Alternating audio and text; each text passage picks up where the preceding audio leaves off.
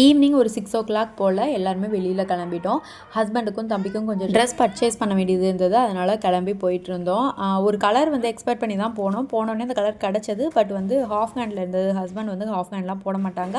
இன்னொன்று மேரேஜுக்கு அப்படிங்கிறப்ப அது வேண்டாம், ஃபுல் ஹேண்டில் எங்கேயாவது போய் பார்த்துக்கலாம் அப்படின்னு சொல்லி தான் தேடிட்டு இருந்தோம். அந்த கலர் ரொம்ப ரேராக இருந்தது. எல்லா கடையிலுமே தேடினோம், கிடைக்கல. அப்புறம் ஒரே ஒரு கடையில் மட்டும் கிடச்சது.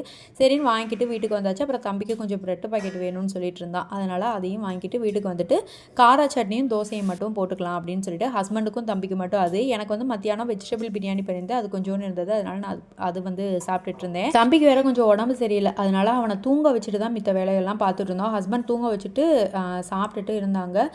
சரி அதுக்குள்ளே நம்மளும் சாப்பிட்டுட்டு கொஞ்சம் கொஞ்சம் வேலைகள் வந்து கிச்சனில் இருக்குது, அதையும் பார்த்துடலாம் அப்படின்னு சொல்லிட்டு எடுத்து மட்டும் வச்சுட்டு துணி காய போடுற வேலை இருந்தது. அதை முடிச்சிடலாம் அப்படின்னு சொல்லிட்டு தான் உள்ளே போய் எடுத்து வைக்கிறதுக்குள்ளே தம்பி எழுந்திருக்க ஸ்டார்ட் பண்ணிட்டான். அப்புறம் அவனையும் ஆட்டி விட்டுட்டு கொஞ்சம் வேலையை பார்த்துட்டு இருந்தேன். அப்புறம் பார்த்தா எழுந்துட்டான்.